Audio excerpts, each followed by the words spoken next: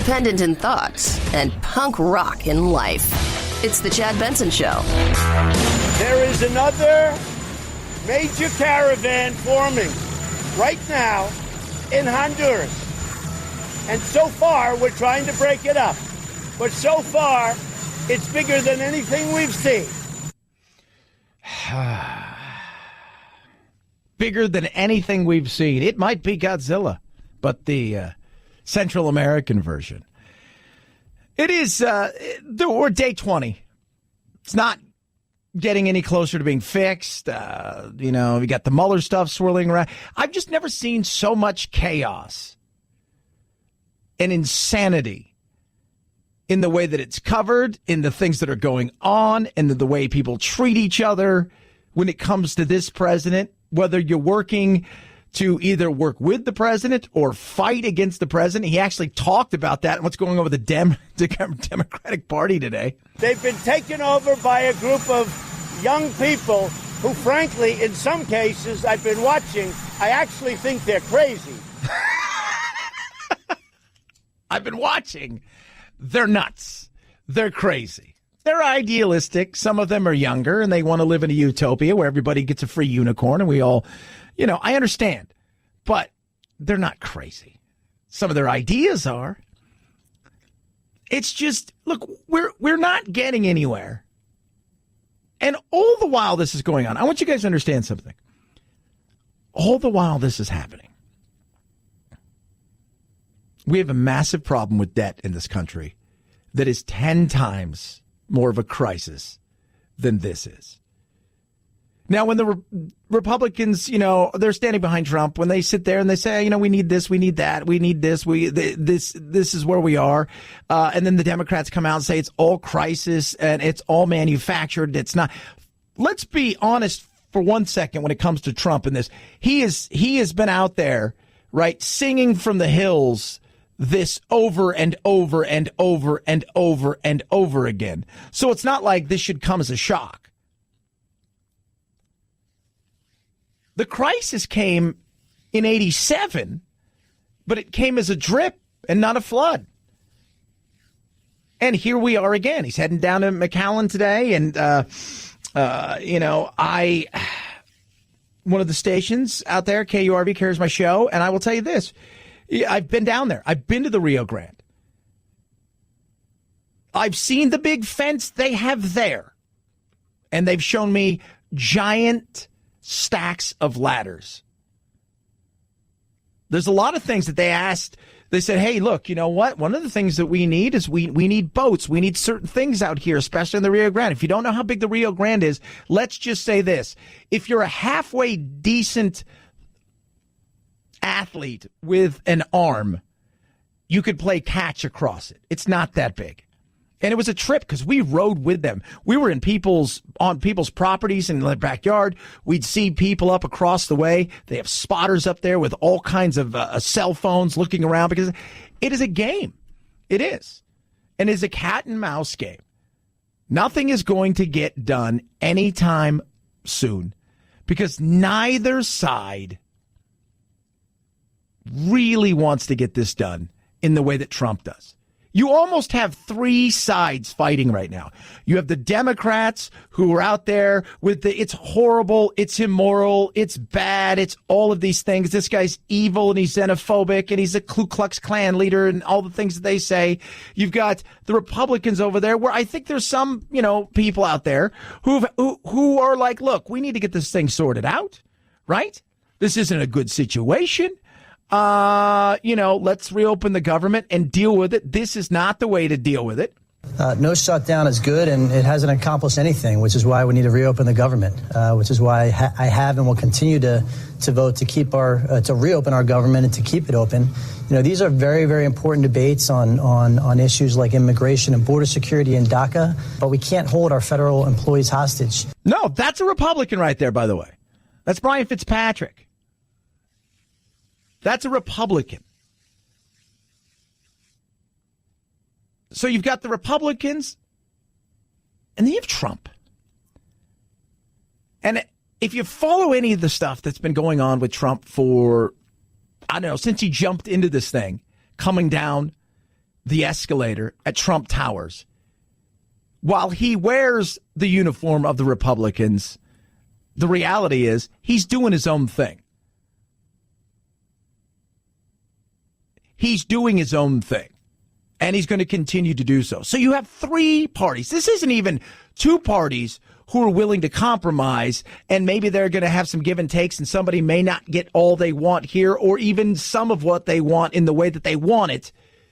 But they're looking and saying, you know, we've got to be the adults in the room, and we're going to get something else later on down the road that, you know, we don't have that. We have three parties all pulling in a different direction.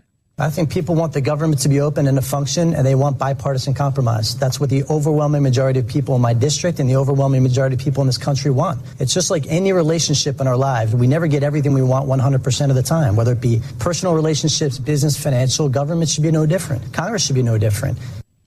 I think he was listening to my show yesterday. If you're with somebody and everything is their way or their highway, eventually you're going to go, this is the most selfish, narcissistic person I've ever met. I can't be with them. Guy or girl, if you go to work and half of the company essentially works against the other half of the company, that place will go out of business. That's what we have here. And now you toss a Trump in there.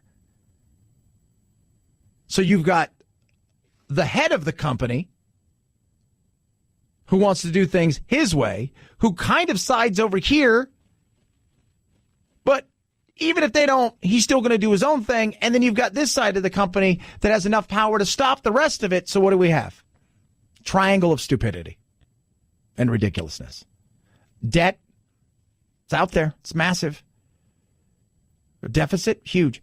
Oh, how about this? Rising cost of healthcare? Yeah. Things like that matter every day to the everyday person being ignored. And it's frustrating. And I'm hearing from a lot of you who were like at first, you know, because we're so used to these things, right? We see these things where it seems to be every year or so now, you know, do we raise the debt ceiling and then they close down for, you know, for 5 or 6 or 8 hours or a day or two. And then they pat themselves on the back when they finally, hey, go, oh, we've decided to allow ourselves to spend more money and yay. It's nuts. But we're not getting any closer to finding any kind of real solution because everybody seems to want 100% of nothing than 70% of something. It's not going to be perfect. But real issues are happening elsewhere, being ignored. 323-538-2423 at Chad Benson Show is your Twitter. You could tweet at us. So I was reading about Bezos, who is, of course, yesterday they announced they were getting a divorce. It is in both of their interests to try to keep this as quiet, as amicable as possible. Dan Abrams right there. It is.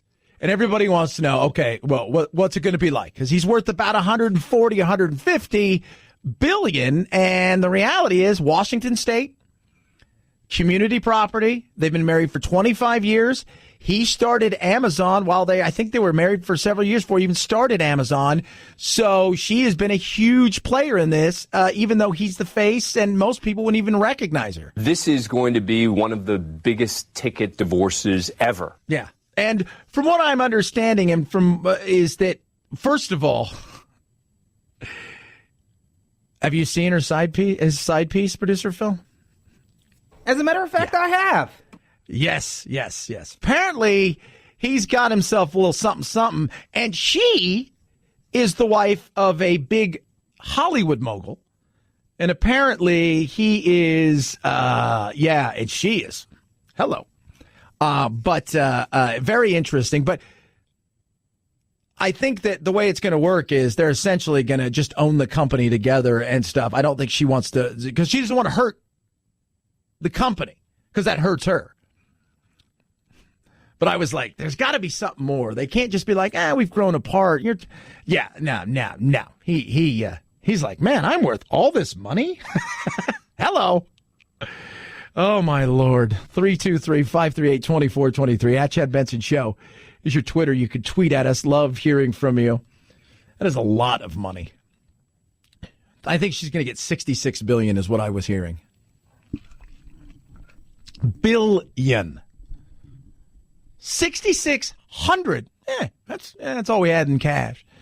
66,000. Well, that's what, with the house, we broke it up, what we still owed. 666,000. We had a little net worth. We had to, 6.6 million. Whoa, yeah, we're doing 66 million? 666 million? 66 billion. That's a lot of money. Oh, my God. That is a lot of money. 323-538-2423. At Chad Benson Show is your Twitter. You can tweet at us. We're going to be talking about the shutdown. And I just talked to Sergio, who runs the station out there in McAllen, and apparently Trump will be landing in about 45 minutes. We'll probably try to get him on a little bit later and see what Trump's going to do. Again, he's going down there, but he's even said that I don't know if this is going to make a real difference. And no, it's not, because when you're only talking to your base, when you're only talking to the people who already believe with what you have and what you're offering and where you think the world should go according to you, and that's the echo chamber you're in, you're going to get cheers. So, no, I don't think it's going to do anything, and I don't think they're going to move the needle at all in any of the things that either side's going to be saying. 323-538-2423. At Chad Benson Show is your Twitter. You can tweet at us. My Pillow.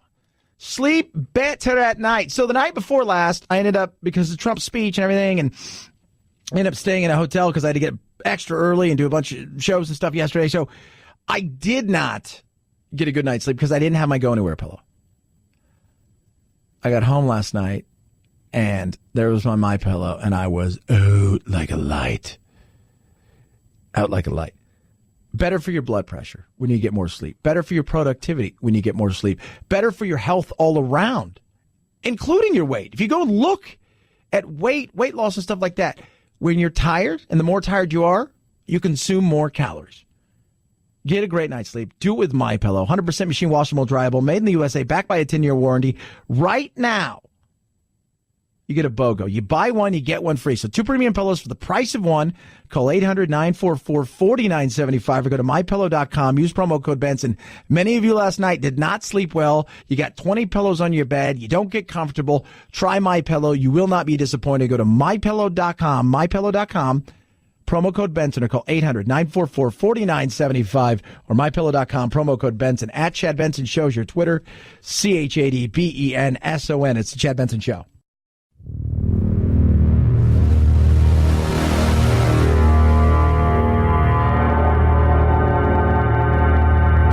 Take a fake news break. Check out the really important news of the day at our website, ChadBensonShow.com. Once there, click on Chad's free podcast and get real. The Chad Benson Show, where truth and the American way live. Print free. I find China, frankly, in many ways, to be far more honorable than Brian, Chuck, and Nancy. Doesn't help. Makes you laugh, but it doesn't help. It doesn't. Look, first of all, the way he says China makes me laugh. I find China. It's like, okay, we get it. It's like that. That's what you really think they're called? But it doesn't help that he calls Brian, Chuck, and Nancy. It doesn't. It doesn't help. And saying that you find China to be easier to deal with. But is that any different than, when you've heard Hillary and other people say that they're the enemy, right? When dealing with the Republicans, this is what happens. We forget that when people say, "Oh, how could you know what?" When you start saying that they're the enemy, and then he comes out and says, "I find China to be more honorable and easier to deal with." Yeah, because you know why? That may be true. As far as I don't think they're more honorable. I'm going to be honest with you. In fact, there's an old saying that my friend said. I did not say this. I shouldn't even say it because I'm going to get in trouble, so I'm not going to say it. But it is a very interesting thing to say. But you got to think about it. Well, China sees that there's stuff going on there in their economy. They want to get something done. They're willing to compromise. They know there are must-haves, and they want to get stuff done because it doesn't benefit anybody. So in some ways, I'm sure whether it's Obama or Trump dealing in a situation like that, it's probably a lot easier. I'm sure Obama thought to himself and probably told people, God, dealing with such and such is probably way easier than dealing with the Republicans. So he just says it out loud. That is the difference. He just goes out and says, what do you think of this? 323-538-2423 at Chad Benson Show. That there be your Twitter. You can tweet at us. Do you have gift cards from Sears? Because I don't know how much longer you're going to use them. Next week, Sears will decide whether to move forward with Eddie Lampert's bid to save Sears 400 stores or to sell off the company to liquidators. If Sears does not survive, James E. Dion of Dion Co. Inc., a Chicago-based retail consultant, recommends shoppers spend those gift cards as quickly as you possibly can, and for sure, don't purchase any more. He says returns may not be guaranteed if Sears goes into liquidation. As for warranties, he believes manufacturers will likely honor those. Yeah, so they'll honor those, but spend.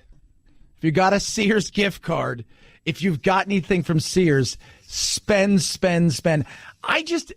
I look at Sears, and we talked about it the other day, the difference between Sears and like what Kroger's doing. Kroger's going to have these stores now, much like Amazon's doing it with some of the Whole Foods, whoever they're modernizing. They're using technology. Sears is a dinosaur. And you have to ask yourself, if I get X amount of dollars to invest, how am I going to modernize this in a way that is going to be able to compete with the Amazons and compete with everything else? And I just don't think you can do it. I just don't think you can do it. Right? I may be wrong. Been wrong before. But it feels like, you know what, you are in a horse-drawn carriage and along comes, this car carriage motorized thing, and you're just like, nope, I'll figure this out. We'll make this work. I'm going to put something else in front of this thing, some other animal. It's not. Just don't think it's going to work. 323-538-2423 at Chad Benson Show is your Twitter. You can tweet at us. Chad Benson Show.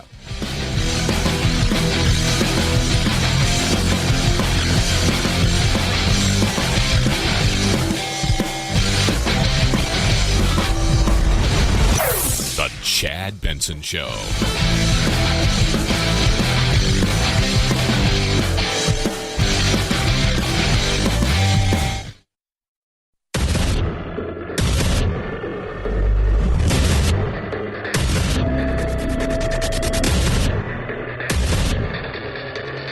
Independent in thoughts and punk rock in life.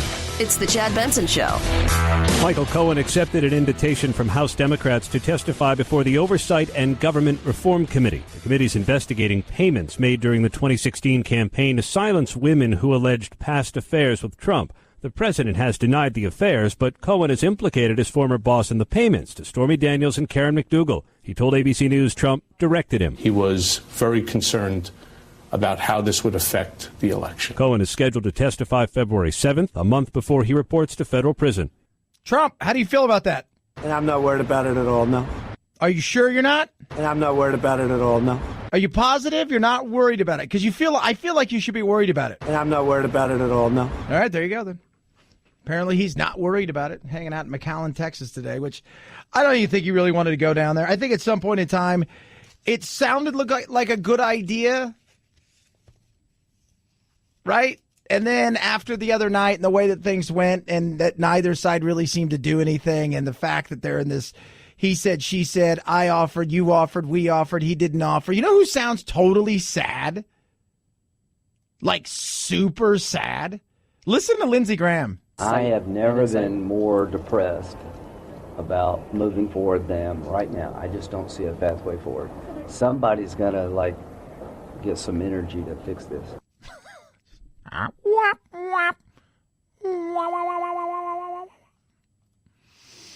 Yeah, they're not. Nobody's going to move forward because they just don't want to. It's not hurting them enough. It's taking away from the things that we should focus on, the high price of stuff like, health care. It's taking away from the massive debt that people are looking at as far as nationwide debt and what we're going to end up paying, and they're not understanding what a crisis that is. This crisis, and it should have been dealt with. This wasn't one of those things where it's, people say, oh, this is a manufactured crisis. Trump has been at least consistent with this. Let's be real. He built his campaign upon it, but the debt, how fast it rose under the Republicans, right? Oh, we're deficit hawks, and we're going to look at this debt, and we're going to look at all this stuff, and we're going to take care of it. And they didn't do squat. They're anything but conservative when it comes to spending yo money and my money. That pisses me off. Should piss you off too. Ignoring it.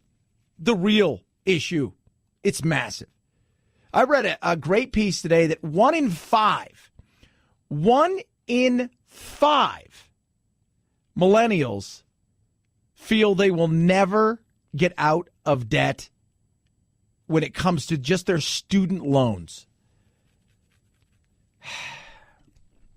And more, an older generation is taking on more and more debt to survive because they're outliving what they thought they were going to be. That's insane. It's insane. And then you look at us as a nation, and we're like, don't. But today, what are we doing? We're talking about a wall. He's down in McAllen. He's doing his thing. Look at us. Here I am. I'm down there. And of course, did you see the steel wall or fence where people have sawed through the prototype thing? People want to get here. They're going to get here. In the end, it's collectively, when you put all of the puzzle pieces together, you put some fence or some barricades or some barriers or some slabs or whatever you want to call it up in certain areas. Maybe you funnel people in certain areas. You fix the visa program, right? You look at the ports in a way that we've never looked at them before, with more people there, more ways that we try to stop people coming in from the ports. And I'm not talking about the ports of entry. I'm talking about the actual ports, ocean ships, those kind of things, besides the ports of entry. You look at all of those things, and collectively, you put those things together. And then on top of that, the thing that is most important of all is the execution and enforcement of whatever it is that you come up with. Because if you don't do that, then everything else is just window dressing. And that is a huge, huge, huge problem.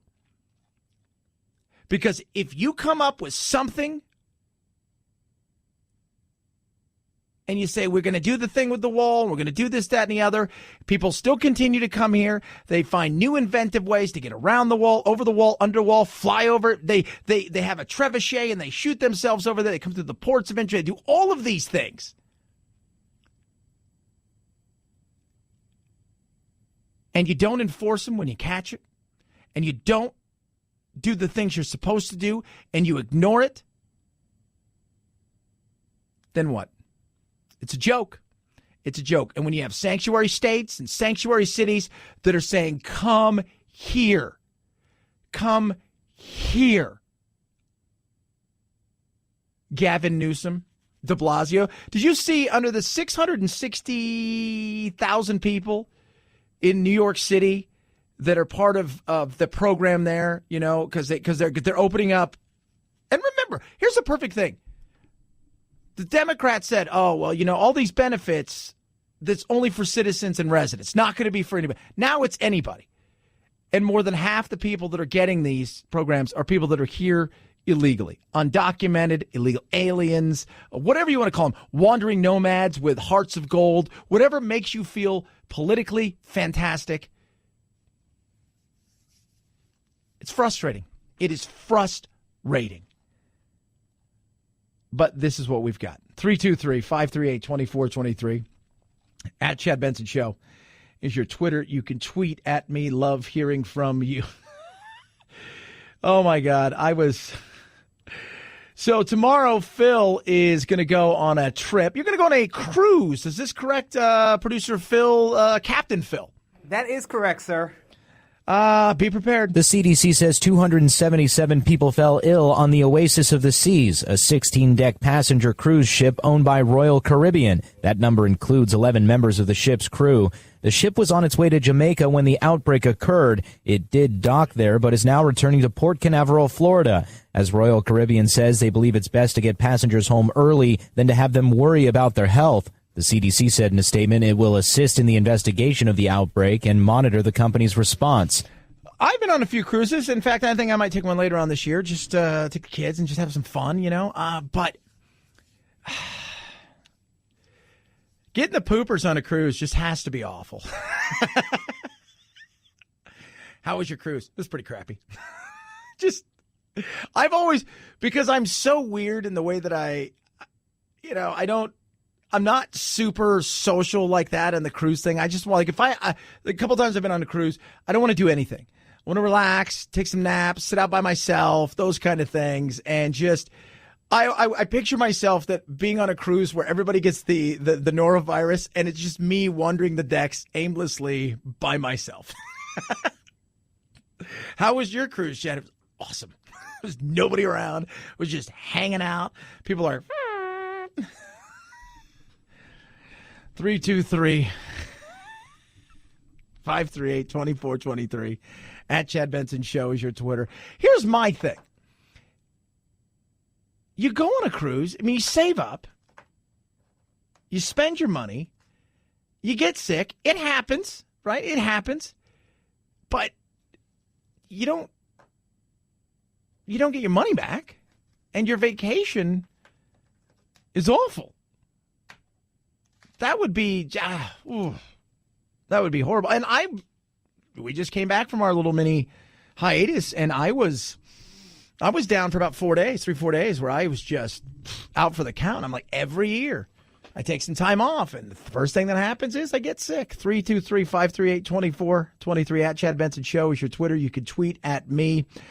Kyler Murray is the Heisman Trophy winner. The NFL Heisman Trophy winner. And he's got a dilemma that we would all love to have. You see, he is not only the Heisman Trophy winner, he is also, I think he was the 9th pick overall in this past year's Major League Baseball draft. And he got a $4.66 million signing bonus. But he won the Heisman Trophy. And the question is, will he or won't he choose baseball over football or football over baseball? And he basically went to the Oakland A's. And again, we'd all love to have this problem. He said to the Oakland A's, I want 1 year. I backed up Baker Mayfield, who won the Heisman Trophy, first overall pick, went to the Cleveland Browns, had a pretty damn good year, all things considered. And he said, I want 1 year. And the Oakland A's said, you got 1 year. And then when you're done, that's it. You're done with football. You come over here. He's like, okay, cool. And then he won the Heisman Trophy. And people are looking at him and saying, what would you do? What would you do? Because you think, okay, baseball, long term, you see the mass. I think it's 100 some players in Major League Baseball signed a $100 million contract. I think there's maybe a handful that have done that in the NFL. And the 100 million plus in baseball. I mean, you've got guys like Giancarlo Stanton who are, 300 million. And right now, Bryce Harper is looking at, 350 to 500 million is what they're talking. And he's a free agent. You got financials to think about. Baseball sounds great, but in saying that, not everybody makes it to the major leagues. And you look at the financials of being a football player. What do you do? His baseball signing bonus with the Oakland A's is $4.66 million. That equates to about the same amount of guaranteed money that last year's 5th or 6th pick in the second round would have gotten in the NFL. You look at Lamar Jackson, who was the 32nd pick, last pick of the first round. He got $8.2 million guaranteed. So if you do want Kyler Murray and you're intrigued by him, you have to take him at the end of the first round or at the latest very, very early second just to get his attention. Now, Cliff Kingsbury, who took over the Cardinals yesterday, said several months ago when he was coaching Texas Tech how amazing it was. And if he had the first overall pick, he would pick Kyler Murray. And people are saying, is he a first-round pick? Because he's not your prototypical. He's not 6'6". He's not any of these things. And I just find the whole thing intriguing to be that athletic, to have an opportunity to do something like this. And in the day and age when we look at, CTE, we look at baseball, we look at the money, we look at all of these things. But if you look at the financials, I think it's only 40% of first-round Major League Baseball in the Major League Baseball draft actually make it to the major leagues. He would be like 28-ish before he sees his first real money from baseball. If he gets drafted, he'll get real money immediately, and within 3 or 4 years, he'll have a chance to rework his deal. There's a legitimate chance, based on the people I've talked to, that Kyler Murray, if he enters the draft, would be a first-round NFL draft pick. But he's like 5'9". He's not 6 foot even. But he's so athletic. He's a freak. He is. I don't know. I just think of the CTE. That's all I think of. But I'm different. And he's got $4.4 million, for God's sake. $4.66 million. It's not like he's walking away empty-handed. I think he's going to do football. 323-538-2423. At Chad Benson Show is your Twitter. You could tweet at me. Somebody texted and said, I was on a ship that had an outbreak of sickness, and they did not give us all of our money back. They gave us a portion. And sometimes they bring those ships back to shore, and then they don't let people off for a while. That's even worse. Oh, my goodness. AMAC is amazing. Conservative alternative to ARP. Great company. Great company. They really are. They're, common sense immigration reform. Everybody wants it. People want it. Democrats don't want it. And quite frankly, I think at times even the Republicans don't want it, like playing the game. But AMAC is one of those companies out there politically on your behalf, going out there advocating for, common sense immigration reform when it comes to Social Security, reform when it comes to so many of these things, and gives you a voice to be in the room when you really can't be in many ways. And on top of that, the benefits are incredible, like retail, restaurant, hotel, travel discounts like you cannot believe. And here's what they're doing for you right now. They're working with me, and they're allowing you to sign up for free for a year. They don't even want your credit card. It's simple and easy. If you're over the age of 50, go to amac.us/Chad, amac.us/Chad. The benefits, like I say, incredible. 40% off movie tickets, up to 40% off retail, restaurant, hotel discounts. How about Disneyland, Disney World, SeaWorld, all these things? Huge discounts. amac.us/Chad. 1 year free. It's on me. amac.us/Chad. amac.us/Chad. AMAC is better for you, better for America. It's the Chad Benson Show.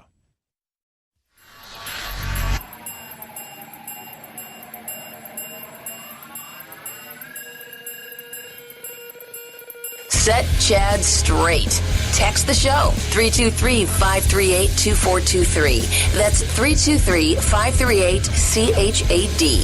Someone has to do it. Might as well be you. The Chad Benson Show. Wednesday, we learned that the Michael Jackson molestation documentary Leaving Neverland would premiere at the Sundance Film Festival. Now comes word you'll get to see it on HBO. No date yet, but we're told it'll air this spring. Leaving Neverland is about two men who say Jackson molested them when they were boys. The Jackson estate calls the doc lurid and pathetic. It's so funny because everybody defends Michael Jackson. Oh, he was framed. He was all of these things. And, he just had a weird life. He lived this Peter Pan life and all that stuff. And I said, would you let your kids stay? No, hell no, I would let my kids stay over there. What are you, crazy? I'm like, okay. No. All right. I'm curious. It was a curious thing. I think it's a fair thing to ask. Would you let your kids stay there? No, never. And no, Jack would. And I wonder in this day and age how Michael Jackson would do in the hashtag Me Too world with all of the stuff going on and the fact that he did pay out tons of money to people. And it was weird, right? It's weird. Hey, why don't you come? Hey, can your little boy come stay at my house? No. Jeez. It's 323-538-2423. At Chad Benson Show is your Twitter. I'm going to annoy you now, more so than usual. And it's not me, per se, that's going to annoy you. It's called Pink Fong. I guess they're a South Korean kids education company, and they have one of the hottest songs in the world. Now, again, this is a children's education company. 2.16665,384 quadrillion billion views. And the song is on the Billboard Hot 100. Little Baby Shark.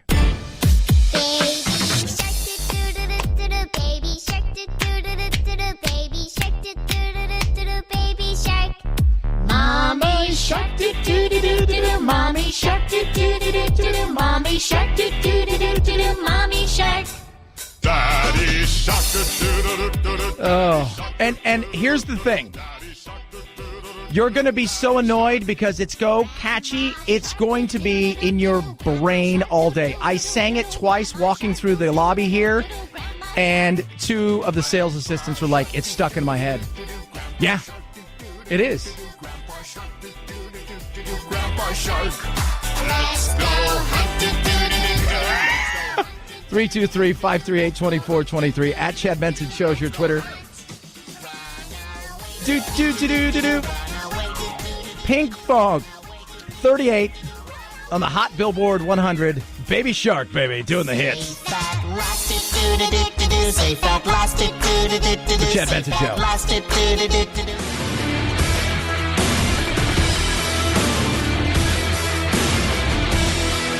This is the Chad Benson Show.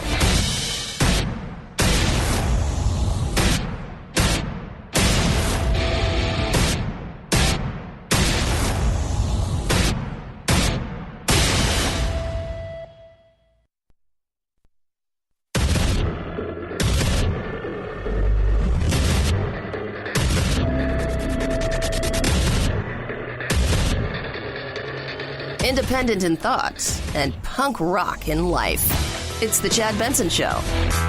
I'm honored to be in McAllen, Texas, with the heroes of Border Patrol, and they are heroes. Heroes of Border Patrol. Not as catchy. Trump was at McAllen today. I don't think he really wanted to go, but he did continue to push this. They say a wall is medieval. Well, so is a wheel. A wheel is older than a wall. So maybe we should put some wheels. You know what we should do is we should just turn it into like we've got the gladiator games, right? It'll be a little meritocracy. Can you get over the obstacle courses at the border?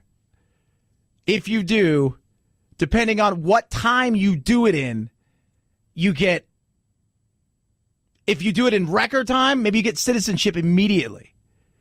If you do it in X amount of time, maybe it's just a visa for 6 months or a year, whatever it is. So, at least turn it into something, right? Chad, you're just playing with people's lives. Nothing's getting done. Everybody settle down. It's a joke. That Baby Shark song is in my head, and it will not be leaving my head. People are not happy. People are upset. People are angry because they're not working. In the last 20 days, I've been shut out of my job, and we have not been allowed to do anything. I want to work. I want to go back to work. But right now, we can't even go in the building. Well, yeah. I don't, what do you say? Because they're not getting any closer at all. They're not going to get any closer because if you listen to both sides, they're sitting there saying, well, they said this and he said that. You know, Democrats came out and said, oh, he got pissed and angry and he raised his voice. I didn't pound on tables. I didn't raise my voice. That was a lie. And I don't know if it's true or not. Other Republicans say that's a bunch of crap. Didn't happen. But here's what other Republicans are saying is they're kind of over this. And we need more people in that. You know, it's almost like we need people who, as the two tribes fight, like translators. Right? Like, okay, I speak a little Democrat. I can go talk to him. And there's somebody over there go, I speak a little Republican. I can go talk to them. And then they can go back and forth and chat with each other because this isn't good. And it's kind of an embarrassment.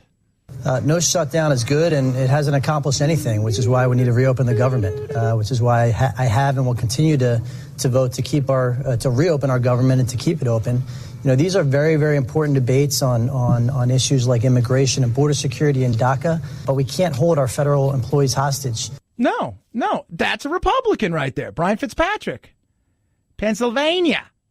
Adam Kinzinger from Illinois. I think shutdowns are stupid. I think it's the dumbest way to do government in the world, and people laugh at us when we can't get our act together, and we use shutdown as a way for leverage. This goes to both sides, by the way. This isn't an attack on the president or just the Democrats. Yeah, it's a joke. It is. And neither of them are going to get anywhere closer to getting anything done because what's in it for them? Right? What's in it for them? Then you got poor, old, just struggling out there, just trying to survive, just feeling down in the dumps. If you listen to Graham here, he's just, I'm just depressed.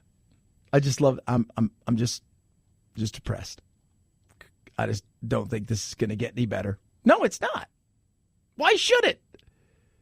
Why should it get any better? Nobody is paying any price for this whatsoever at this moment in time. Why should it get any better? I have never been more depressed about moving forward than right now. I just don't see a pathway forward. Somebody's got to, get some energy to fix this. Yeah, well, don't look at these yahoos. They're not doing squat. 323-538-2423 at Chad Benson Show is your Twitter. You tweet at me. Love hearing from you. Some of you are... So I played the Shark song. You don't know what the Shark song is. The Baby Shark song. It's the most annoying song in the world. It's got 2 billion hits. And it is annoying. And I just... You said it, Phil. It's like, why... All you need is one of these. And here's my thing. They wrote it for a kid show in South Korea. It's by a group... Pink Fong. And if you've not heard it, if you've got kids, you've probably heard it. And it's just stuck in my head now, nonstop. This is better than talking about what's going on with immigration. It's just so much better. They can't do their job to do, won't do their job to do. They can't do anything to do, or get along.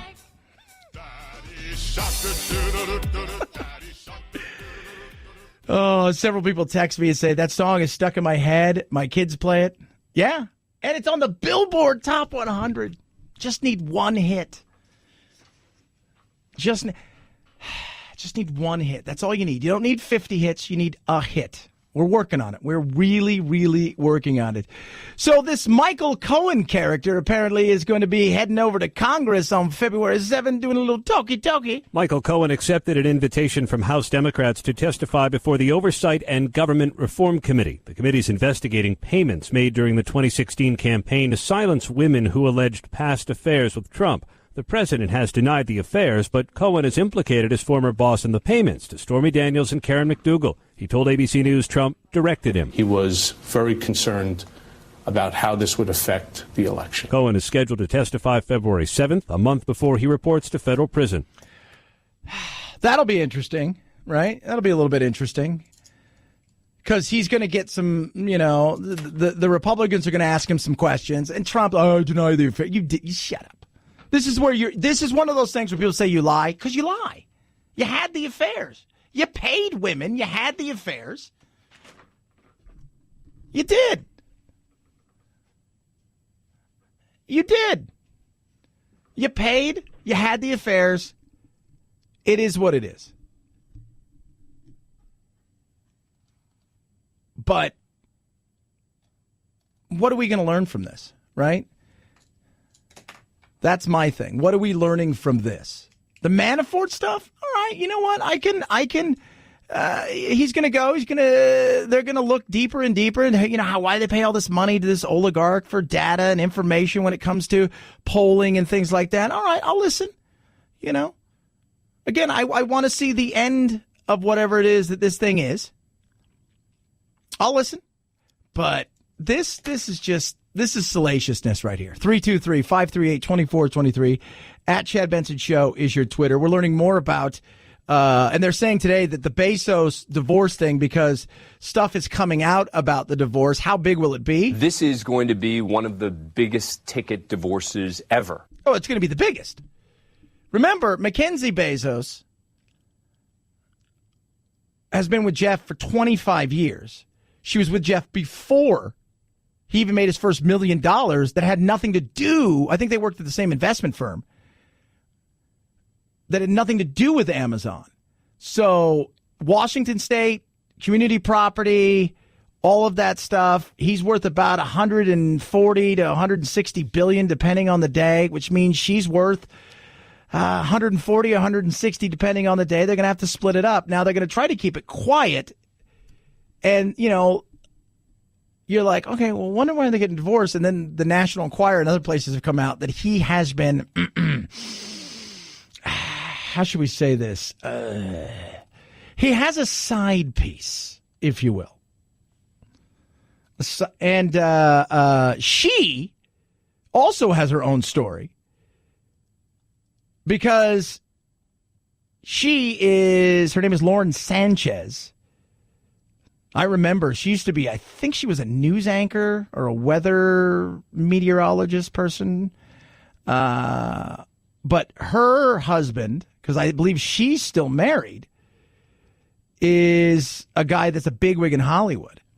And she is, you've seen her, producer Phil. Do you know she's almost 50?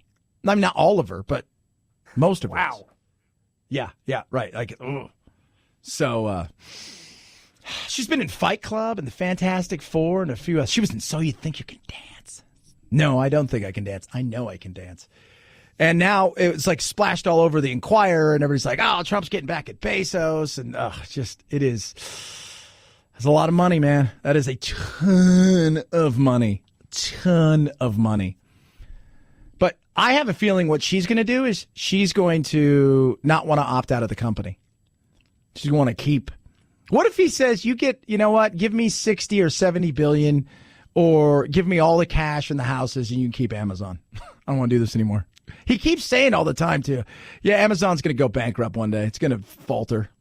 I think he's just trying to make people feel good. Don't feel bad about yourself. 323-538-2423. At Chad Benson Show is your Twitter. You can tweet at us. A lot of stuff still to get to tonight. Lots of stuff, kids. We're just getting started. Are you ready for it? I know you are. Follow along with us on Instagram, on the Twitter, all of those things. It is thine, Chad Benson Show.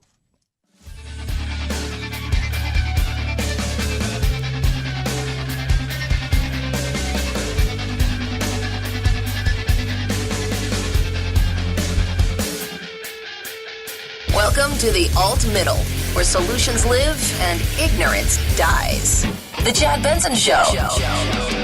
As of the first of the year, Frontier Airlines flight attendants are now able to hold on to their own tips, with the low-cost airline previously pooling them among all of the flight attendants. Tipping was introduced on Frontier flights 3 years ago, including a digital gratuity option on food and drink items ordered on board. Frontier spokesperson Jonathan Freed said, "We appreciate the great work of our flight attendants and know that our customers do as well," noting that tipping is entirely at the customer's discretion. Yeah, I don't...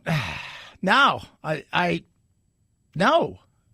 no, it's friend. It's nuts. And I'm a tipper. We got no problem with it. I tip the hell out of things. I leave when I travel. I travel a lot, especially if I'm staying somewhere, for an extended period of time. I make sure there's always a little something. Flight attendant? Now, I see it on, you fly from here to Australia or Hong Kong or Tokyo or Beijing or something like that, and you're in first class and you're getting all of this stuff. But,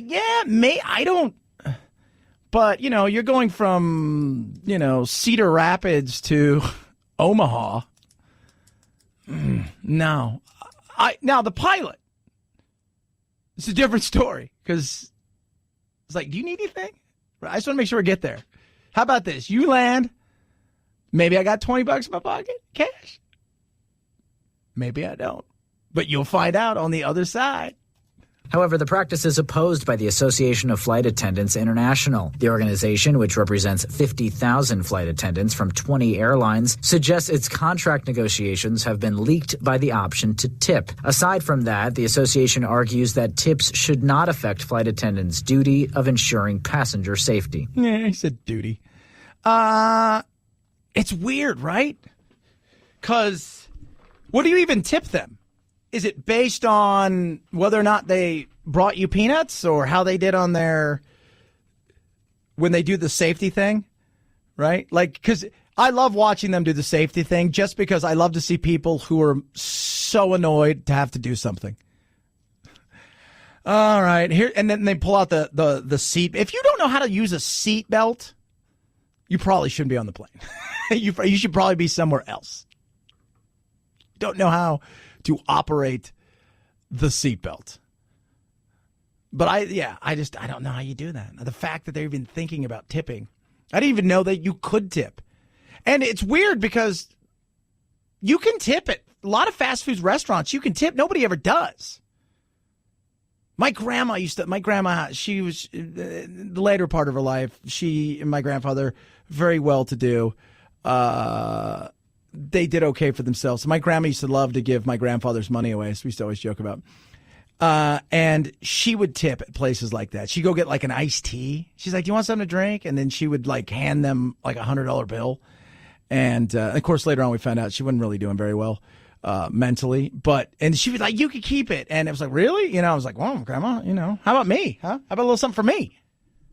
But I just don't know. I don't know if tipping the what are they called? Air flight attendants? I don't know. I don't know if that's a good thing. 323-538-2423 at Chad Benson Show is your Twitter. You can tweet at us. In the latest controversy in the world of entertainment, and this is the latest controversy, a movie that's out, a movie that's getting rave reviews, a movie that I really want to see, based on a true story that has won some awards.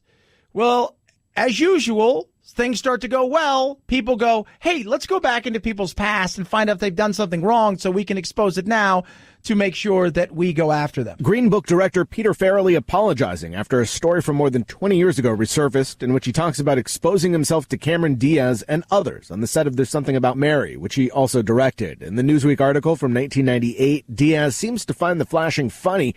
Farrelly in a statement saying he thought he was being funny, but now he's embarrassed, and what he did makes him cringe. Also, the writer of Green Book, Nick Vallelonga, under fire for a tweet from a couple of years ago agreeing with President Trump that he saw Muslims in New Jersey cheering on 9/11. So it's go after them, blackball them, destroy them. I mean, Cameron Diaz said she thought it was funny, and I'm trying to find out, like, when he said expose, did he moon? What was it? Different time, and this goes back to what we talk about on how many occasions. What is the cutoff? Right? Like, what is the cutoff from, like, oh, it was 6 years ago? Like, where you're grandfathered in from that era, we're going to let you get away with it. There needs to be some sort of ruling. We need to get some sort of ruling from the universe about what is the grandfathered in era of comedy, of something that you did that you thought was funny, or whatever, where we could go, all right, you get away with that one, right? Whether it's a tweet or a joke you said, or like I look at comedy specials from 10 years ago and I think, well, every one of these things now somebody could be offended by. So what are we to do? 323-538-2423 at Chad Benson Show. That there, kids, be your Twitter. Medical advancements come in weird ways, and sometimes they come in ways that are awful. But do we turn a blind eye to them just because they came to us in a way that we didn't like? We'll talk about that a lot more. It is the Chad Benson Show.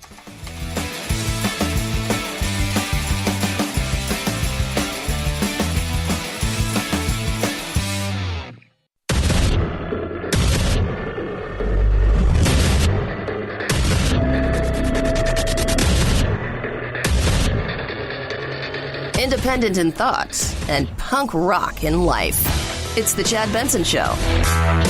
In the South Texas city of McAllen, most people we talk to disagree with the president about his proposed border barrier. Ahead of Trump's arrival, the mayor feels like most do in this Democratic stronghold that the wall is not the answer to the country's immigration problem. He also says the real crisis is not happening here. The crisis is really over for them when they hit the border and they can seek asylum. The crisis for them in their home country and the journey across Mexico over. Yeah. Now, McAllen, Democratic stronghold. Of course, they're not going to believe that it's a crisis, right? It depends what echo chamber you're in. I've been down there, and it is one of our stations that carries the Chad Benson Show, KURV down there. Curve. They look. I've been out. I've been out with the Border Patrol. They've taken us out, and it is interesting. It is. I mean, because you are literally looking at, you've got McAllen and you've got a couple other big areas right next to each other. And across the way, one of the busiest ports of entry in the country, stuff going in and out all the time. You've got literally in a very small area, I think about 2-3 million people between McAllen and parts of Mexico in the whole 9 yards. It's a very interesting and a delicate thing to talk about when you're talking about, because a lot of people, like my grandfather from Mexico, understands, also is frustrated because he did do it right, but gets it, understands, because even though he may agree at times with the president, even though he doesn't agree always with the president and the methods, he can sympathize. And I think that's where you've got to, as I've tried to explain to my friends who are on the far left and not just the average Democrat, but I'm talking to people who are like progressive, is you guys, you're missing the culture battle that's going on here, right? That's happening. A lot of people see America changing, makes them nervous. Well, because of the color of their skin? For some people, yeah. But for a lot of people, the battle that's going on is they see a lot of people coming into this country from other places. And they don't really want to be Americans. They want to be whoever they are from wherever they were. And our culture changes. Can it be for the good at times? Can it be for the worse? Yes, because the reason you came here is because America is America, and then they change America to better fit the image that you want, really defeats the purpose of why you wanted to come here. That's the frustrating part, I think, for a lot of people. I got no problem with legal immigration. I think we need more of it. I think it needs to be easier for people to not only come here on a temporary basis, but on a permanent basis. I've got zero problem with that. But as I've said all along, as we're solving this problem, at least trying to solve as much of the problem as we can, one of the things is we need to stop the influx at the rate that it is by fixing the ports of entry, the ports itself, the broken visa program, and the border. And in doing so, also find out who's here. Why are you here? Are you here because you love the red, white, and blue? This is what you look at America as a beacon of something, and you've come here, and because of that, you want the American dream. Or you're here for a booty call. You're here, you want to make money, you want to send it home, and the hopes are that one day your country will get its acts together and you can go home. That's what you hope for. But there is no love here. So I get the culture battle of, are we losing America by becoming in a situation so diverse? And we're not, and diversity is great. I got no problem with it, especially organic diversity. I got zero problem with it. But when you tell everybody you can be who you want from where you are, you can act this way, and and to do it on other people's dimes, and to then disparage and or not care about the culture you come from, that's insulting to a lot of people. That is. Absolutely. There's two sides to every story. 323-538-2423 at Chad Benson Show is your Twitter. You can tweet at us. Love hearing from each and every one of you. You guys remember this a couple weeks ago? That's a couple months ago, actually. And I found this great article. It's very, very interesting as we live in a world where, science is replacing God for a lot of people. Science will answer all questions, but not all questions.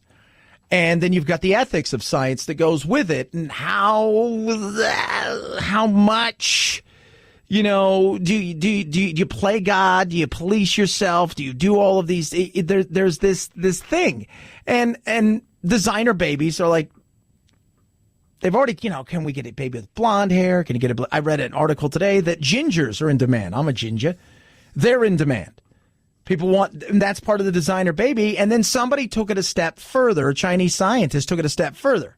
He Jiankuai stunned the scientific community with the claim he pushed the boundary no one else had. He says he genetically edited human embryos, not just for research but for implantation, leading to the world's first births of genetically altered humans, baby girls born in China from embryos designed to be resistant to HIV. A line has been crossed that should not have been crossed. It's very disturbing. It's inappropriate. Oh, this is huge.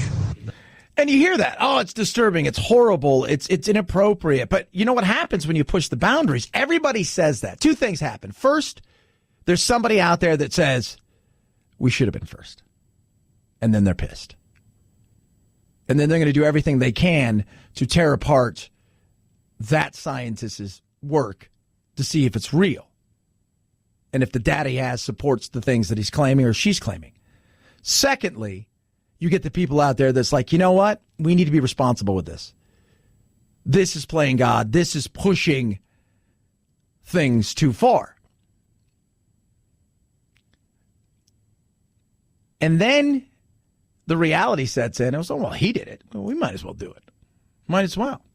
There's a great thing I was reading today, or actually last night, about the fact that, we complain a lot about it, right? But then we use it. World War II, Mengele and many doctors did horrific, vile, disgusting experiments on concentration camps. Some people survived. Many of them didn't. Mengele was just the things he did to twins. But we took a lot of their knowledge saying that was awful, that was horrible, but it'd be a waste to let it go. Did the same thing with hepatitis here in America, trying stuff out with syphilis and all kinds of stuff. They used to call, oh, you got bad blood. We'd like to try some stuff out, especially on prisoners. And it was horrible. It was violent. It was disgusting. But, and it's just interesting because, we live in a world of, like I said, I think that science, for a lot of people, have replaced God. And then you're asking yourself, can you regulate yourself? Because that's what it is. But it's weird. And by the way, the guy that came up with this scientist, he's just totally disappeared. He is. He's just gone. The Chinese have apparently snatched him up. And then you ask yourself, is this wrong or right? Well, yesterday we talked about the woolly mammoth and the saber-toothed tiger. Somebody's going to do it. And then people are going to say, it's awful, it's horrible, you shouldn't do it. And then within 5 years, there's going to be a woolly mammoth in every zoo in the country and a saber-toothed tiger. Because somebody will cross the line, everybody will poo-poo it, and they'll say, well, they did it. So we'll do it. His research has been shut down by Chinese authorities. It's also raised questions about whether there will be a rash of new regulations to stymie scientific development, or if scientists can regulate themselves. We all want to be first, right? I mean, this is where you really feel that you're making a huge difference and you're getting recognition. But I think in this particular case, the outcry from the community is so huge that I think it will slow things down. No.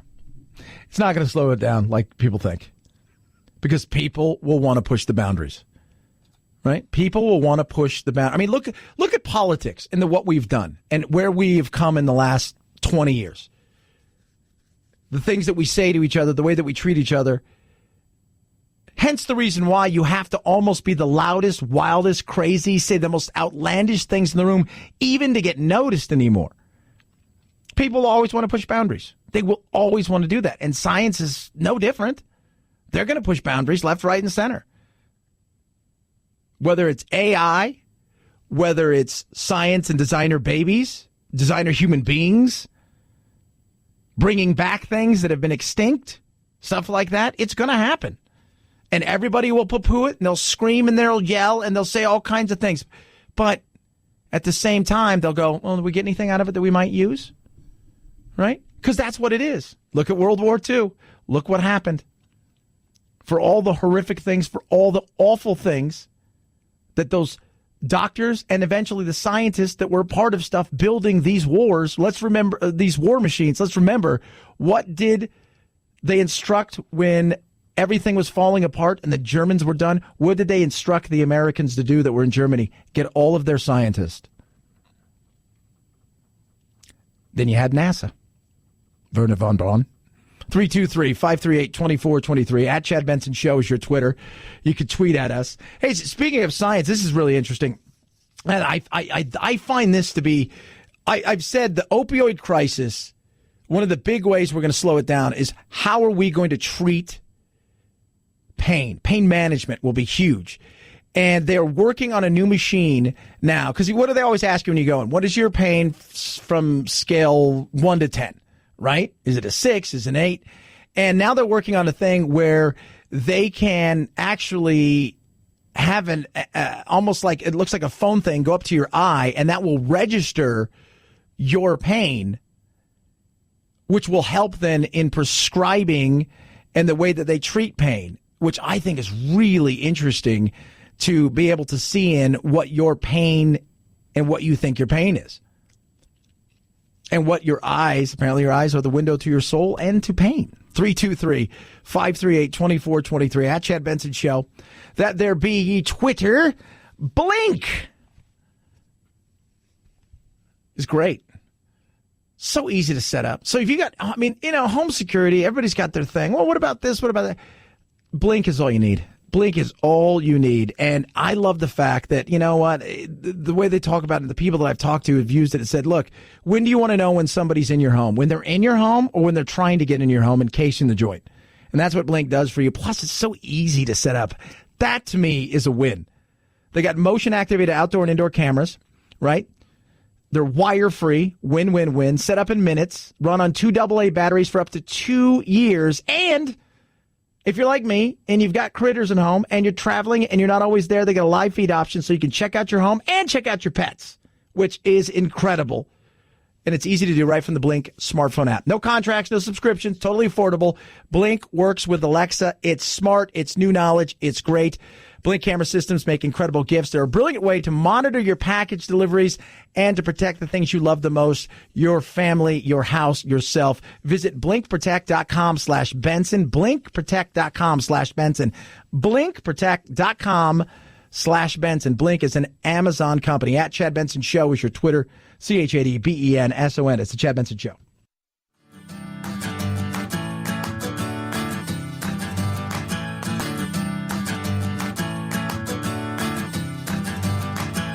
Running with scissors sounds great compared to this. Say woo! He is the biggest athlete, most successful athlete in the world. It's not even close. And apparently, whilst visiting the United States of America, Ronaldo had sex with a woman. Now, she is saying, no. He's saying it was consensual, but Vegas wants some DNA. Is a criminal case against the star possible some 10 years after the incident? Nevada has no statute of limitations barring such a delay, so even though no charges have been filed and the alleged victim was long ago paid a settlement of $375,000, a prosecution at this point is possible. That's interesting. That is very interesting. And he said, whoa, slow your roll.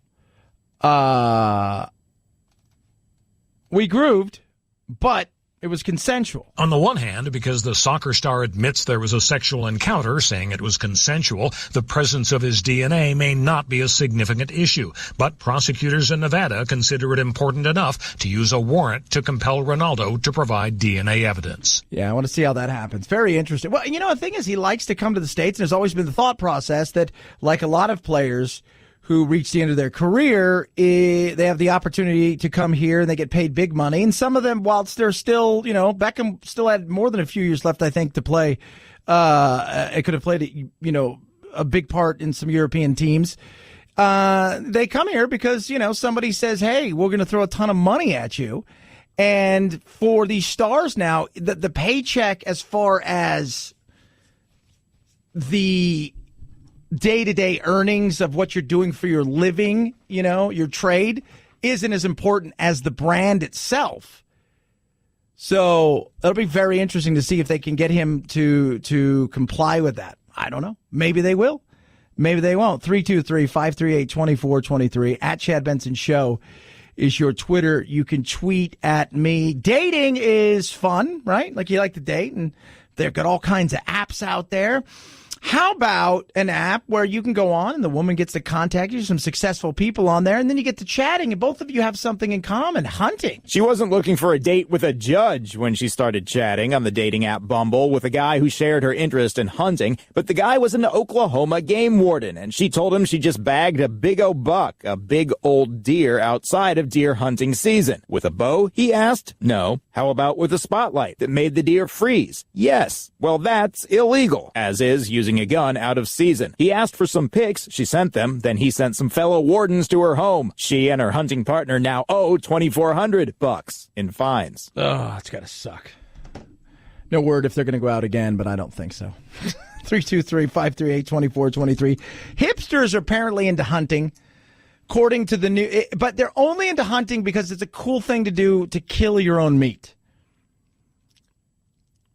So, and I think a lot of that has to do with Joe Rogan because he talks about killing his own meat. He bow hunts, and I think that's kind of a thing. It's like, it's sustainable, so you can do that.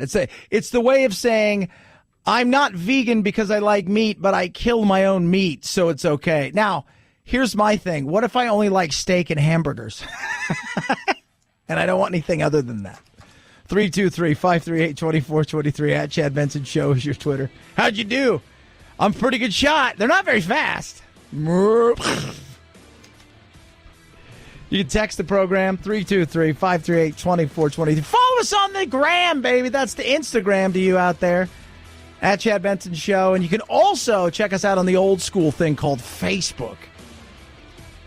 The Chad Benson Show. It is the Chad Benson Show.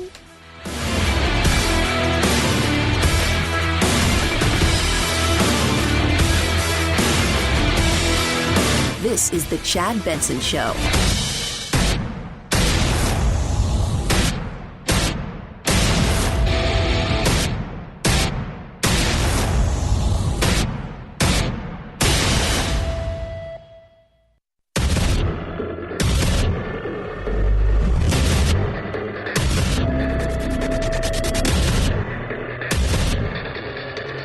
Independent in thoughts and punk rock in life.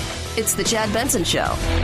It wasn't even a high-stake negotiation. It was a petulant president of the United States. We saw a temper tantrum because he couldn't get his way. I saw Schumer continue to raise his voice. I thought the president was very calm. But he, and then you, and then he. They should have just locked the room and said, you guys, you're staying in here until you come out and can play nice with each other. You're staying in here. So deal with it. You're staying in here. I got things to do. We've got a debt to deal with that is growing on your watch. Republicans, it grew huge on yours. Trump, it's grown massive on yours. We got issues in this country that need to be dealt with. Rising cost of health care needs to be dealt with, and you're fighting over a symbol. Sort it out. See, he's right. It's a symbol. It's not going to work. I didn't say that. And let me tell you something, Democrats. You've lied and played the game all along. Trump lies. I readily admit that. Can't stand it. He tells porky pies. He tells all kinds of things. I didn't say that. We got you saying it. It wasn't me. Remember that song? Wasn't me. That's him. But he does tell some things that are truth. And you guys lie too, and you get a pass. Oh, yeah. How about, I love what our good buddy, Mr. Kennedy from Louisiana, says here. Every time the American people were told, if you'll just do one more amnesty, we'll seal the border. Every time we've done the amnesty and every time the border hasn't been sealed. Boom! He's right. He's absolutely right. 86 was supposed to be it. It's not it. Here we are 32 years later, going on 33 years later, and what are we doing? Talking about it again. Talking about it again. Talking about it again. Arguing about it again. Talking about... Enough. You guys are not interested in doing anything. You're not. People are frustrated. You're not interested in doing anything that needs to be done. It's ridiculous. Our government is shut down, only 22% of it, but still. People are going to feel that. And it's dumb because you're fighting over a symbol that will work. Whatever. You've both made a mess of this. Fix it. You guys each help in spilling the milk, and rather than clean the mess up, rather than do that, you're going to stand there and argue over it. I think shutdowns are stupid. I think it's the dumbest way to do government in the world, and people laugh at us when we can't get our act together, and we use shutdown as a way for leverage. This goes to both sides, by the way. This isn't an attack on the president or just the Democrats. Yeah, that right there's a Republican. Adam Kinzinger, Illinois. I love it. It's like, dude, I think shutdowns are like totally stupid, bruh. Man, I think they're dumb. There's better ways that we can do stuff, man. It's like, sucks. I mean, I think there's no doubt that there's this idea that it's not going anywhere. I mean, the House is going to pass it. The Senate's not going to do anything with it. And it gets into the politics at that point. What gives the president more leverage? We are like 8 days into this new Congress, and we're already in re-election mode. There's got to be a moment, for God's sakes, when we can take even just a week and actually govern before we turn to re-election politics. I'm sorry. You sounded like a sane individual. Get out of politics. Please. And Trump doesn't help it. Trump doesn't help it at all. He doesn't. He doesn't. He says things that are just ridiculous. I find China, frankly, in many ways, to be far more honorable than Brian, Chuck, and Nancy. Nah, it's dumb. It's dumb. And you guys agree. I'm getting tons of text messages. I'm getting tweets saying it's ridiculous. Even if you agree with the wall, you know, there he is in McAllen. He's doing all these things. And he even said, supposedly off the record, that I don't think this is going to do anything. It's not going to, you know, fix anything, me going there and doing anything. No, it's not, because people are already in the zones that they're in, and they're in their echo chambers. They just want to see good governance. I want competency. I don't care what side of the aisle you're from. I want competency. I don't care what color your skin is, who you love or don't love, what you identify as or you don't identify at all. Are you competent enough to do the job in front of you? And can you work with others? Can you get along enough to do the things that you need to do? Are you so driven by ideology and tribalism that you can't do anything? That's a problem. I find that to be a problem. And some of that, and a good portion of that, as I've talked to many congressmen, senators, and they'll tell you, a lot of that is driven by us. We want people to go fight for us in Washington, fight for our ideology, fight for our tribe, and never give in. When's the last time you heard somebody say at a rally, you go and you fight and you don't give in? Or when's the last time you, every time, when's the last time you heard somebody, you go and you work hard and you try to get along and just don't be an idiot and a Richard. get some stuff done. I understand you can't get everything.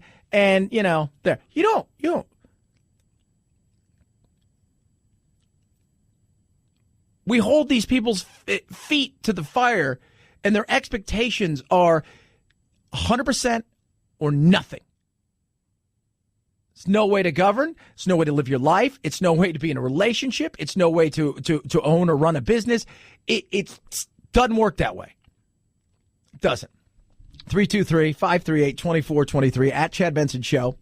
That there be your Twitter.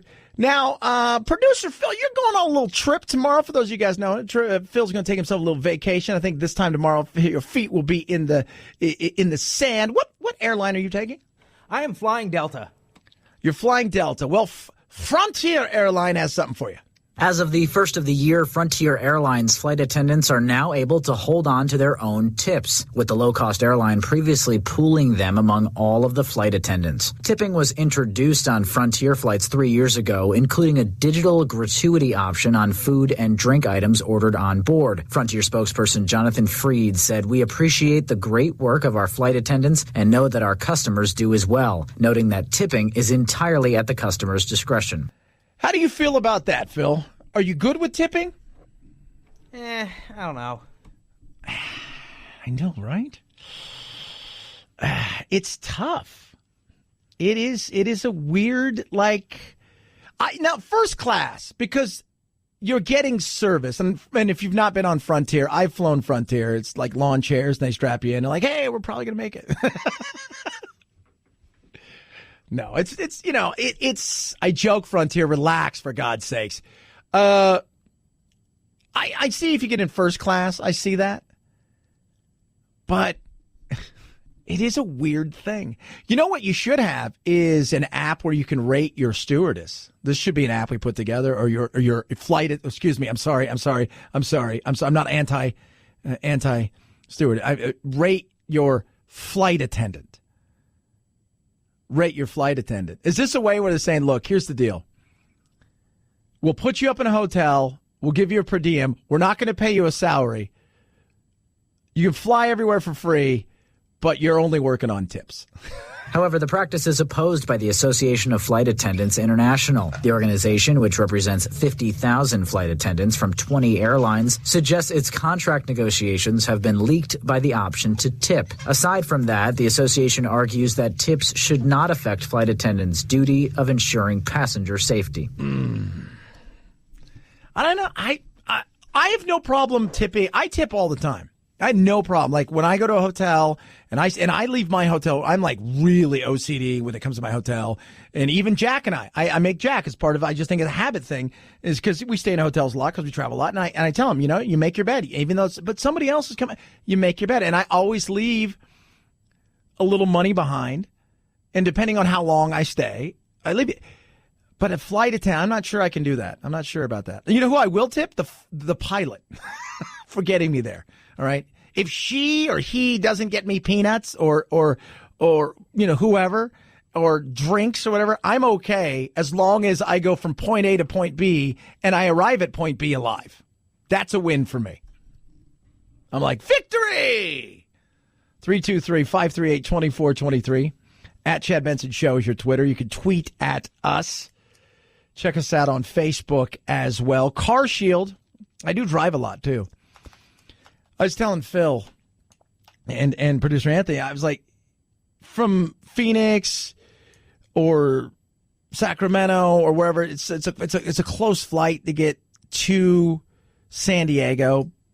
But people always say, why don't you fly there? And I'm like, you know what? By the time I get to the airport, I'm there an hour early.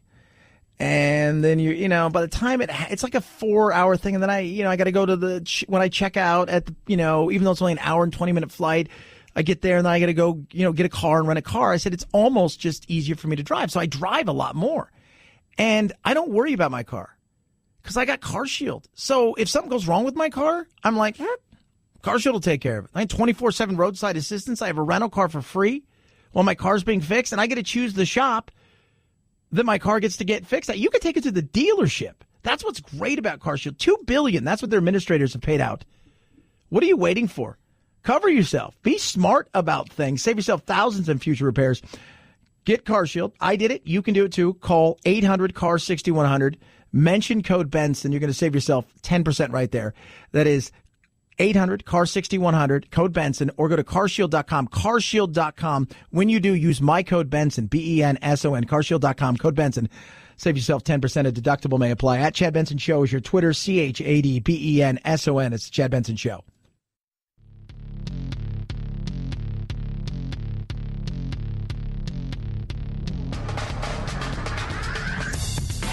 Serving up talk radio medium rare and dripping with irony. It's Chad Benson. Pay us now!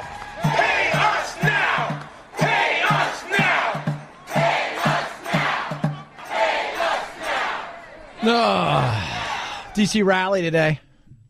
People want to get paid. They're mad. They're pissed. They're angry. Very angry. We're fed up! We're fed up! The minute you bring a drum to anything, you've lost me. Hold on, let me get my drum. Yeah, I'm going to go. I don't want to hear you drum. I don't. I understand. Look, they're pissed. They're angry. What are you going to do? Both sides have... You could scream and yell, and you can blame Trump all you want. I got no problem with that. I look at him and say, you wanted this. At the same time, the other side's got to figure out, well, what is it you guys want? Or is this just the battle that it's going to be because you don't like him? Which, again, at least be honest with it. I don't like him. I'm not going to give him victory. It's not going to happen. There you go. Boom. Okay. That's all I needed to know. I don't need to know anything else. Right? I don't need to know anything else. People are upset. People are hurt. Financially, it sucks. I hate being off work. Not only the park being ignored, but I'm hurting financially. Yeah. A lot of people are. And it sucks. It does. It sucks. But it sucks that we have this kind of political world where nobody wants to work together, partly because we have this ravenous disdain for the other side of the tribe, apparently, in the social media world. So people are afraid to compromise unless it's something that is so benign and so vanilla and so just that nobody even cares or pay attention to it. And when it comes to stuff like this, these knee-jerk, terrifying things that they make you think it's going to happen if you actually compromise with the other side, that somehow you're selling out, it doesn't do us any good.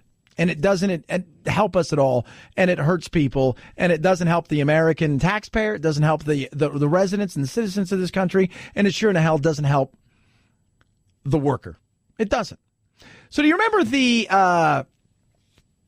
couple with the homeless guy, and then the homeless guy and the couple apparently like they got together and put together this thing where he gave her last $20. They raised a bunch of money, and then they found out it was a giant hoax. Well, Johnny Bobbitt Jr., who was the homeless dude, little trouble. On the evening of November 10th, 2017, Mark D'Amico, the boyfriend of Caitlin McClure, took a photograph of McClure and Johnny Bobbitt Jr., a homeless man, standing at the Girard Avenue exit ramp on Interstate 95 in Philadelphia. Within hours of taking this photo, McClure and D'Amico created a charitable campaign on the website GoFundMe.com with the title of Paying It Forward. The campaign featured a sympathetic tale of a homeless veteran, Johnny Bobbitt, who came to McClure's aid one night after she ran out of gas at that location with no money. Yeah. Well, guess what? He's now being charged. And it was a weird thing, because the way that it started to be presented was, we're going to give him all this money. Then they started taking trips and they started doing all of these things. And then he got pissed because they weren't giving him any money. And they're like, well, we don't want to give him any money because he's going to go spend it on drugs. And then it starts to unravel because somebody feels left out and pissed off. And then next thing you know, we're all in trouble.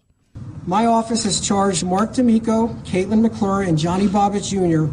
with second-degree theft by deception and conspiracy to commit theft by deception. D'Amico and McClure surrendered last night here in Mount Holly and were released pending a December 24th court date. Bobbitt was taken into custody yesterday in Philadelphia, where he awaits an extradition hearing. And good on, they gave the money back. Not them. They spent it all on trips and all kinds of things like that and memories.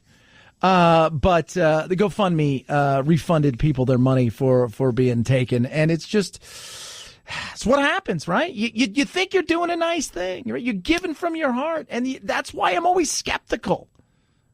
And I don't want to be skeptical, but I am, right? But I am. And this is one of those things where I was skeptical. I'm like, this feels a little weird. And then it started to unravel and you're like, they're not giving me the money. And then you got a lawyer and you're like, this is going to fall apart. And it did. And now all of them are going to be in serious trouble. Hope you enjoyed the money you got. Get a job. People, get a job. And that's what they didn't want to do.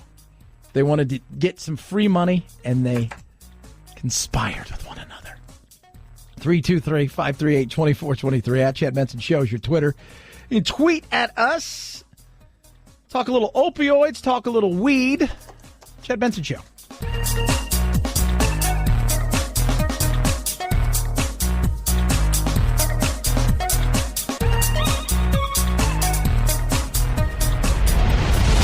The Chad Benson Show.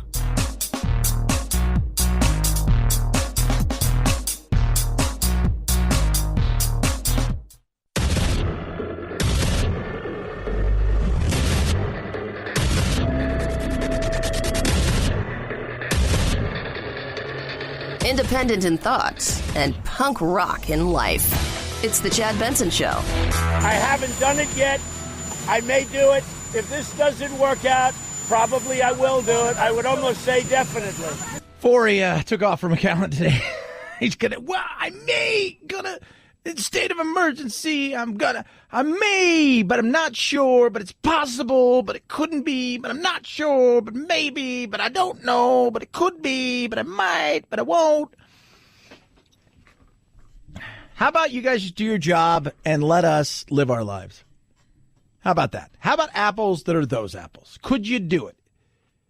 Could you, if we asked really nicely, you guys half-ass compromise? Not asking you guys to be best friends. I'm not asking you guys to do anything other than just, you can even look the other way when you shake each other's hands. Like, oh, fine, I'll shake your hand. There you go. I'm sorry. And just, we're done. And we move on. If you could do that, it'd be fantastic. We got other things to talk about. This is a store in California, just like a normal business. Though for years, experts warned that this would lead to disaster. It's illegal for a reason, and it should stay that way. Opponents say the law will increase crime. If you do this, if you allow this, there's going to be more crime and everybody getting high. Definitely not what we've seen. Of course, marijuana store workers praise legalization, but maybe other people see the problems. Are horrible things happening? Nope. Nothing? Nope. No horrible things that I know of. I love the girl, right? They talk about the legalization of weed, and I love Stossel. And I just, no, nothing's happening. Not that we could see, bro. Nothing. And you know, to get a dispensary, and California, of course, screws everything up because they've regulated it and taxed it to the point where people are just going elsewhere and buying weed cheap again like they were before because they made it just, unaffordable because that's what they do. But you go, the dispensary, the thought is you bring it in here, there's going to be crime everywhere. And not the case, kids. I live in downtown Los Angeles. There's a dispensary around the corner from my house, and it's actually probably cleaned up the corner. Why would it clean up the corner? They have a lot of security, so they really pay attention to who's on the sidewalk, who's interacting with their customers. They're actually pretty much a class act. Pretty much. And the debate's always going to be, is it a gateway drug? What will you do? There's a new study out that if you smoke weed before you're 15, the likelihood of you having paranoia, schizophrenia is big. Like a lot of things, just like football. If you play now tackle football, they're learning more and more before your brain's developed. I think what we're finding out, if you do a lot of things before your brain develops at a certain time or gets to a certain point that it's bad for your brain, But as an adult, I don't care what you do, as long as you're not hurting other people. And I think that's what we have too much going on in the world where they're trying to regulate the hell out of everything. And I've still yet to find, well, Chad, you just don't understand. It's a gateway drug. It's a gateway drug. Alcohol, to me, was the first start of anything that was cigarettes, alcohol, before they got to weed. And there's still a bunch of people out there that push this narrative as it's the most dangerous thing in the history of the world. The entire nation of Canada legalized recently. The disaster you predicted hasn't happened. I think it has happened. Paul Chabot is a drug warrior who served in both the Clinton and Bush administrations. The numbers are clear. Colorado youth have an 85% higher marijuana use rate than the rest of the country. Really? Surveys we found show teen use did not increase. You get this from some prosecutor who wants to lock people up, but the New England Journal of Medicine says the proportion of high school and middle school students who reported using marijuana dropped. Yeah. And of course, the difference is, too, in areas where weed is legal, right? People are more, they freely talk about it in a way that they won't where it's illegal. Maybe that 85% you're citing are just honest, where other people aren't being honest, in particular kids. Americans have long been told that marijuana does scary things to people. Under the influence of the drug, he killed his entire family with an axe. In reality, marijuana rarely leads to violence. Now, this is where the debate starts to get interesting because of the studies that are coming out saying that before a certain age, if you are a pot smoker, especially a heavy pot smoker, the chances of suffering from schizophrenia and many other things and potentially being violent is real. And that threshold seems to be about 15. And that seems to be in a lot of things. You know, they're saying, tackle football, you shouldn't play it until you're at the earliest 15. The United States Soccer Federation now, I think you have to be 15 to even practice heading the ball because they're watching out. So I think that may just have across the board be a brain development thing. But I will tell you this, I'd rather be in a room full of people, I can't stand the smell of people that are high, than a room full of people that are idiot drunks. That to me it drives me crazy. It does. And here's the thing. The drug war, all of this stuff, when has it ever worked? America once tried making its drinking problem smaller by banning alcohol. That, like the drug war, created organized crime and much more violence. Prohibition hasn't worked. Just because something doesn't work doesn't mean that we end it. It doesn't? No, it doesn't mean we quit. At some point, when it's doing more harm than good, shouldn't we quit? No, because then we give up, and that's not American. America did eventually give up on alcohol prohibition. The year was back after 13 years, a long time between drinks. Spoken like somebody who wants to spend your money. Just because it doesn't work doesn't mean we should give up. Yeah, it does. Yeah, it does. If it doesn't work, right, then don't do it. And don't spend my money doing something that doesn't work. That is just the dumbest thing. That really, really is. And as an adult, as a 48-year-old man, I respect your freedoms. I respect your liberty. I respect what you do with your body. Man or woman, we should have choice. And it's funny, whenever we talk about choice, people say this to me all the time. Chad, when you talk, if you talk about choice, it's a woman's right to choose. It's their body. They should be able to do whatever they want. I said, I got no problem with that. But I said, you do realize that we get told all the times the things we can and can't do with our bodies. As grown-ass individuals, we get told all the time what we can and can't put in there. Right?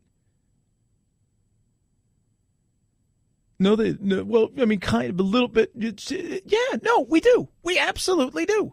Once I'm an adult, this is my body. Shouldn't it be my choice? Yes. If I want to poison myself? No. And yet, today, for the first time, surveys show that most Americans say marijuana should be legal. New York and New Jersey are likely to legalize soon. So far, letting adults make their own decisions about what to put in their own bodies has been working out pretty well.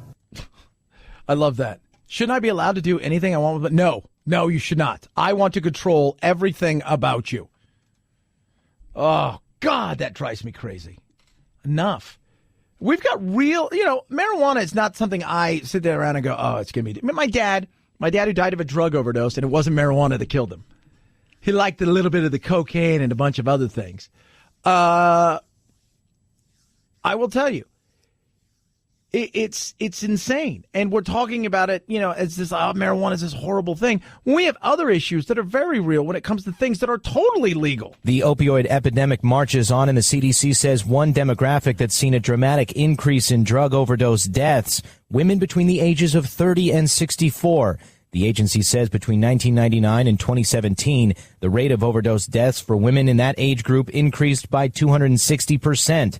It says synthetic opioids had the sharpest increase when broken down by drug type, seeing more than 1,000% increase in the number of cases. That's real. It's just insane. So it's okay because you regulate that and we can get it, and then all of a sudden you become addicted to it, and then from there, the addiction, and then you got to turn to elsewhere, and you look for fentanyl, and you're buying stuff on the street, and you're not quite sure what it is. It's like window cleaner mixed with just... My God. It's crazy. 323-538-2423 at Chad Benson Show. That there be your Twitter. Trump at the down in McAllen, speaking today and just, doing his thing, trying to frame his side of a story that everybody already knows, and the Democrats are trying to frame their side of the story that everybody already knows, and they're both pointing fingers at one another, and nothing is getting done, and we're not moving the ball forward, and I'm tired of both sides being this way. I think you are too. I think when I talk to most people, and I think part of the problem is birds of a feather, right? Like you flock together depending on what you are. And too many of us live in a world where we want to surround ourselves with the echo chamber. We want to get into the same one. We want to hear the same thing. We want to have our confirmation bias on everything that we believe in and the whole nine yards, that's why we go to Fox or MSNBC and all of those things. And when you do that, you never get another perspective. It means you're not well-rounded enough to understand a lot of the issues are going on because you're only trying to find out certain things that will confirm what you already believe. But I think the most of us out there, we're sick and tired of the way that, this goes.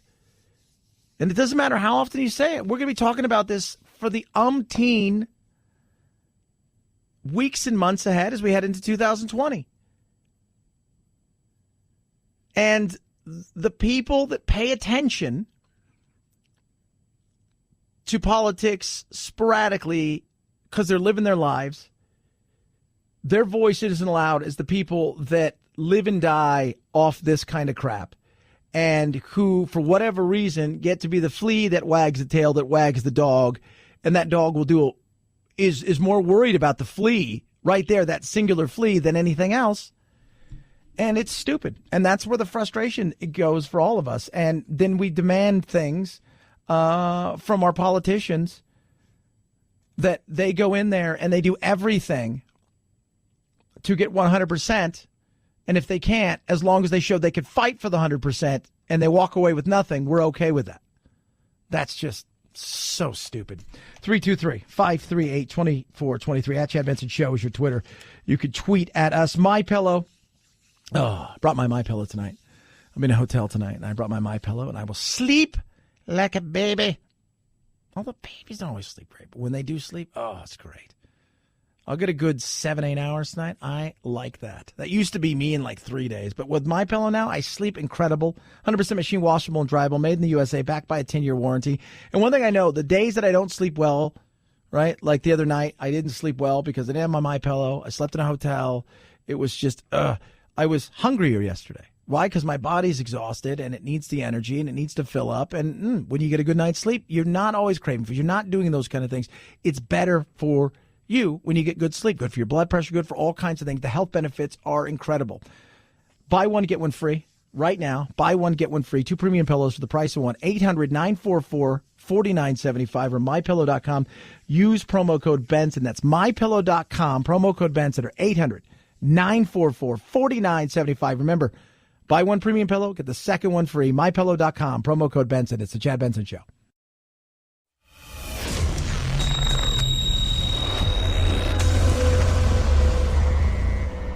Deep states? No. Deep doo-doo? Yeah. The Chad Benson Show. When we were taken to the border, we were told that this is the busiest sector in the entirety of the U.S. border with Mexico, and this was the busiest spot. And as soon as we arrived, rafts started coming across the border, delivering asylum seekers, and it was remarkable how routine it was on both sides. The asylum seekers simply surrendered themselves, and the Border Patrol very calmly led them to their cars and drove them off to their processing center. And that's Matt Gutman, ABC correspondent.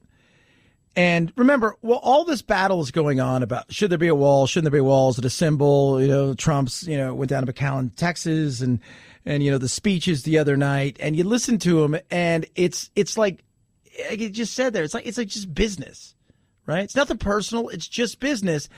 And among all the stupid things that we have when it comes to our immigration system is catch and release. what we saw in effect was what the president is calling catch and release. The asylum seekers surrendered themselves to U.S. authorities, and within 2 days or so, they will be released on their own recognizance in the United States. A couple of families said they're going to Houston. One said they're going to Miami. And then at some point in the future, they have to appear before an immigration judge. But those judges and courts are so backlogged, it could take 3, 4, 5 years for them to actually get their court date. Matt Gutman, ABC News, Hidalgo, Texas. Think about that for a second. Appreciate that, man. When I was down there a couple of years ago, they said it was about 18 to 24 months. And a good majority of people that do show up. It's not like, 99% of them don't show up. That's baloney. But a good majority of them do. Is it 90%? No. But 3 to 5 years? Think about that. 3 to 5 years. The game is rigged. It's rigged. It's stupid. It is such a game. And I've said it. Build the wall, technology, immigration reform when it comes to the ports and the visas and all of that stuff. But the biggest thing of all, when you finally do that, is if you don't enforce the laws on top of that, then there you go. Then it doesn't matter, because people will figure out a way to get around the system, and they'll be in the same mess over and over and over and over and over and over. And it doesn't end. It just doesn't end. 323-538-2423 at Chad Benson Show is your Twitter. You can tweet at me. Let's just say, for the sake of argument, you're on a website and you're looking to date, and you want to impress the person you're with. Be careful. She wasn't looking for a date with a judge when she started chatting on the dating app Bumble with a guy who shared her interest in hunting, but the guy was an Oklahoma game warden, and she told him she just bagged a big old buck, a big old deer outside of deer hunting season. With a bow, he asked? No. How about with a spotlight that made the deer freeze? Yes. Well, that's illegal, as is using a gun out of season. He asked for some pics. She sent them. Then he sent some fellow wardens to her home. She and her hunting partner now owe $2,400 in fines. Dating sucks across the board. It does. Oh my Lord. Could you imagine that? $2,400. But I read an article today that the new thing that hipsters are into is hunting so they can have their own meat. Your useless fact of the day, ladies, this one's for you. Do you realize that in your lifetime you will spend 1 year in front of your closet trying to figure out what you're going to wear? Soak that in for a second. Have a good rest of your day. Donut Friday tomorrow. Night-night, Jack.